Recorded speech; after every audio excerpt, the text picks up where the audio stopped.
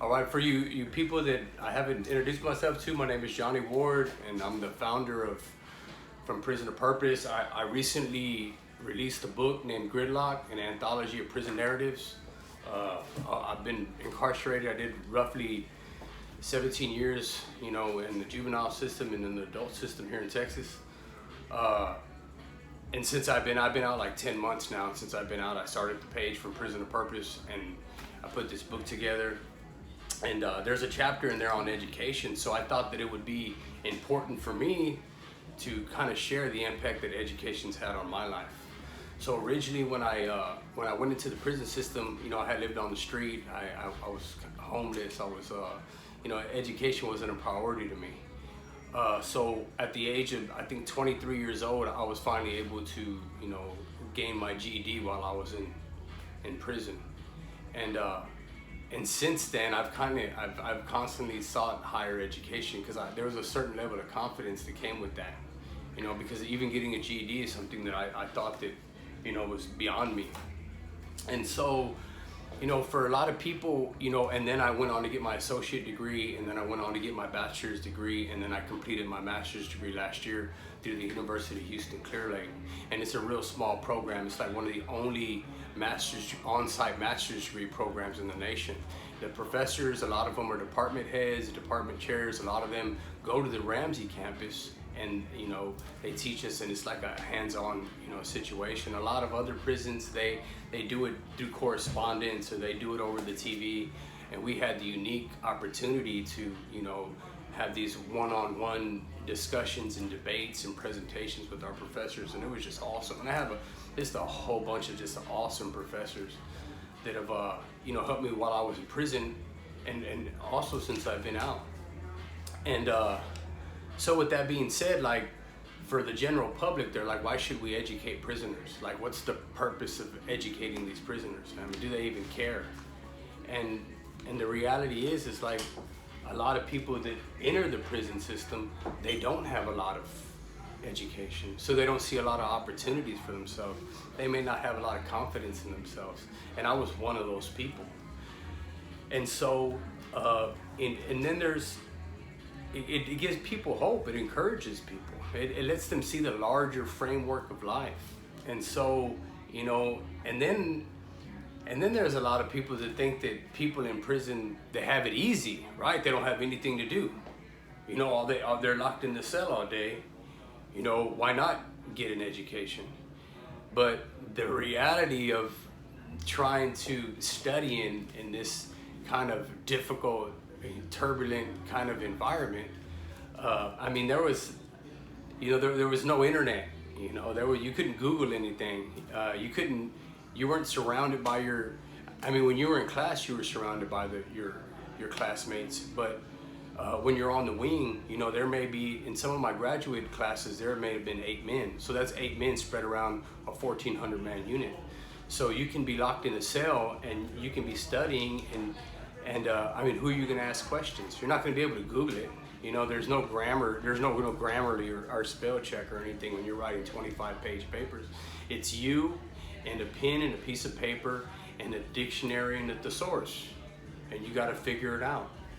And so and there may be watching a football game, so you have 150, 300 guys yelling and banging and slamming at the top of their lungs, and you're sitting there and and you have earplugs and you're trying to concentrate, and you're trying to you could be studying literary theory, Saussure, or reader response theory, or formalism, or you could be an undergrad, you can be studying psychology or ab psych, or mental health, or you can be writing these research papers.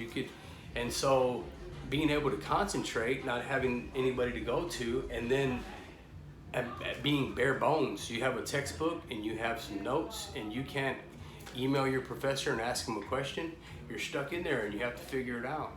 And so, but you learn a lot about yourself. For me, like, I didn't know anything about human behavior, and the University of Houston, they offer a Bachelor in Behavioral Science. And so being a Bachelor in Behavioral Science, you take all these psychology classes. So I know you're being introduced to psychology, so you're learning the different approaches to understanding human behavior. It could be, you know, the psychodynamic approach where, you know, you're talking about Sigmund Freud and the id and the superego, and or you can be the behaviorist approach to understanding psychology, where it's all experiences. You go through life and you get experiences, and then you reach back on those experiences to make future decisions. Or it can be the evolutionary approach, you know, based on Darwinism. My point is so when I'm going through these classes and I'm taking these psychology classes and I'm taking these mental health classes, and we're investigating the DSM, and we're investigating mental health, or you're taking these sociology classes, and you're learning about all these agents of socialization. You're learning that, you know, where your behavior comes from, you know, and how, you know, we're influenced by, you know, familial pressures, and we're influenced by, and you expand, you're influenced by your peers, and you're influenced by society, and then you're influenced by media. And so, like, as you're going through all this different coursework, either being brain and behavior, or, you know, or juvenile delinquency, or criminology, you're learning all this, you know, terminology, and you're getting all these different views to see the world. And so ultimately, I mean, how you see the world, it changes. It changes. And so, like, you're in this constant journey of, like, acquiring information. And that's just undergrad, you know? So there's all these different, you know, you're learning about the brain, and you're learning about neurotransmission and positive and negative reinforcement, primary and secondary reinforcement, classic conditioning. So even as you look at substance abuse, and you look at how these people continue to engage in this behavior, you have, like, this in-depth understanding. And then, you know, as you're going through this whole, like, undergrad program, you know, either being, you know, human sexuality, or, I mean, it's just endless, you know, research techniques. You're like, and so you're getting bombarded by all this information, and so you're sitting in this prison atmosphere, and it changes you. You know, it kind of, you start to separate yourself. You look at people's behavior, and you look at the environment, and then you look at who you are as an individual, and then you kind of back up, and it just, there's almost a separation. You know, there's a separation because, like, even the guards, you have more education than the guards. You know, when you get a bachelor's degree, because you only have to be 18 with the GED to be a guard in a Texas prison, right? And most of it is they're all related, they're all interrelated. And so, and then you go to the graduate program. And so now you're working on your master's degree. And, you know, you're maybe taking some creative writing classes, or, you know, some literary theory classes, and now you're starting to see the larger framework. First, you're seeing the individual framework. What makes me do the things, the whole nature-nurture debate. What makes me do the things and other people do the things that they do, right? All these external and internal pressures. And now you go to the graduate degree program, and you're learning about oppression, and, you know, you're going through all the different humanities, and you're learning about, you know, patriarchal systems of control. You're reading bell hooks. Your mind is just expanding, where you went from this small, you know, way to see the world on an individual by individual basis, why they do what they do. But now you're seeing the larger framework. You start seeing the criminal justice system as this big mechanism, and it's a mechanism that's within these other mechanisms.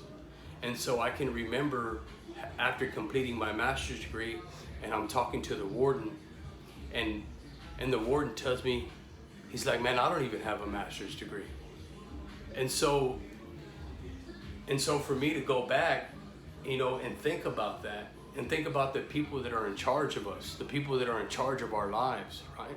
And for them not to even have a grasp understanding human behavior.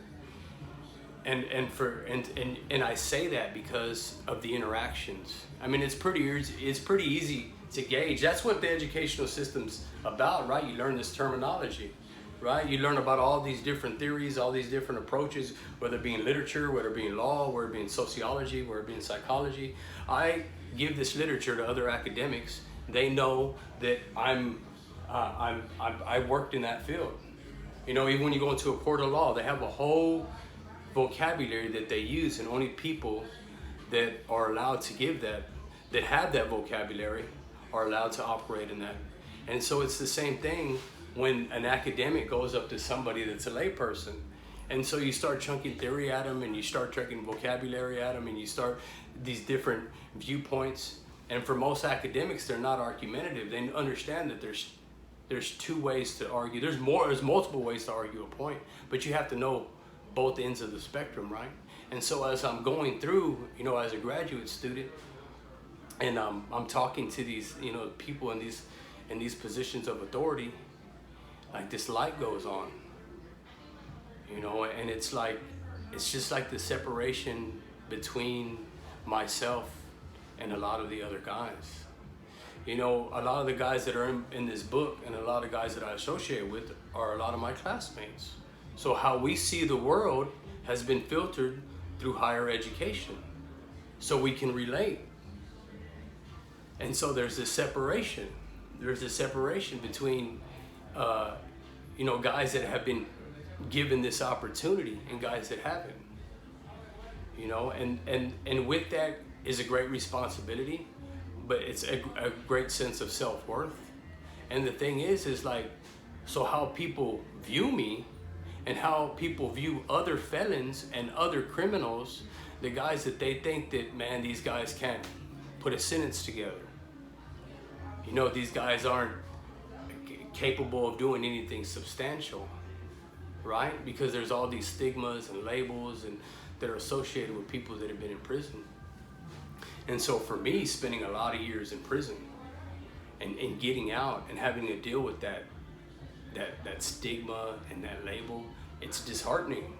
It really is. But it's not, but for those are for the people that don't know.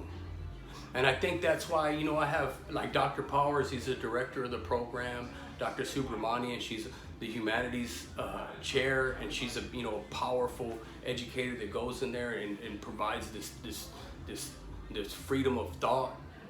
You know, you have Craig White, he's retired now, but when I was pursuing my undergrad from advanced writing all the way to my graduate degree in literature, I mean, he was there. So for 8 years, these are the people that poured into me. And so as I get out, you know, I got out in October, and in March, the president of my university, Ira Blake, she invited me and my daughter to go eat in her office on campus. The first time I've ever been to campus, and she opened up her office to me. She gave us lunch. It was like our day. It was me. It's the first time I had been anywhere with my daughter. I had been in prison over 10 years. You know, I hadn't seen her since she was a little girl, and now the president of my university, University of Houston Clear Lake, we're up there and we're having lunch, and my other professor and it was just beautiful. She wants to help my daughter. She helped my daughter get into school, and now my other daughter's going to school there. And so my point in saying that is that it's generational, right? Just because like we've been labeled felon, or, you know, we've been labeled criminal, or we've been labeled, the thing is like there can be change. And for me, I found that change in education, you know, and like I've mentioned before, it's not the only route, but it is a route. And so, and it empowers people. It empowers people. You know, this, man, I've been out for 10 months, started this page, completed this book, and so now I'm on this network of other academics, the Alliance of Higher Education. So there are academics all over the nation. So I tell them about my transition into society, and I tell them about this book, and I taught for 10 years within the prison system. I taught, you know, about communicable diseases, and I taught about reducing rape, and I, you know, with some of my friends, we've built programs. I mean, and it's not like out here where it's all cut and paste. In there, you know, you have to write it, and it's all on a typewriter. Just the whole atmosphere, it's just a different. And so I say that, you know, recently a professor required this book Gridlock to be required reading in her class, and on December 2nd, I'm going to go in there and I'm going to discuss the prison system and education, and how education like changes people and it provides opportunities for people. And so when the people, when individuals ask like, what's the point of education? Like, how does it help? Like, what's the benefit? Well, if a man can get out, after receiving this education and start his own business and write a book in less than a year and have a huge following of people that want to contribute to a cause that's larger than themselves, I mean, how many other people can you empower? And the issue is, and how I see the issue, is there's a divide. I'm an American, right? I'm born and raised in San Antonio, Texas. My parents are Americans. We're citizens. Yeah, I may have made some bad choices, but I am still a citizen. With that being said, there's a large body of American citizens that are incarcerated, right? And how the rest of society sees us is that, hey, these are the guys causing the problem, right? I agree with you. But there's this separation that doesn't want to allow these guys to fix the problem. And I say that because I have a lot of friends. I have a lot of friends with master's degrees. I have a lot of friends that are educators. I have a lot of friends that are willing to do what they can. But even in my own situation, there's this separation. Like, how much do we let them do because they have a conviction? How much do we trust them? Like, how much do we invest in them? And the thing is until something's done about that divide, then there's gonna be no substantial change. And it's disheartening because, people do have these biases and they do have these opinions. And the thing is, just because, like, I've been in prison, that doesn't mean that I don't have common sense, or now that I don't have this higher education or abilities or whatever the case may be. And there's a lot of men like that. Anyway, I'm gonna kind of cut this short, but I just kind of wanted to give you like my perspective, like on the benefits of higher education and what it did for me. And and I just want to, man, I have a lot of respect, and I just want to thank my professors. I want to thank the University of Houston Clear Lake. I want to thank, man, all the people that supported me and are continuing to support me and that are willing to support me. Another guy named Brandon Warren, and he was in prison, and he's a professor now, and he started a whole position. He's a reentry specialist for Lee College. And so I see these guys, they get out and they want change, and that's awesome, and it's inspiring.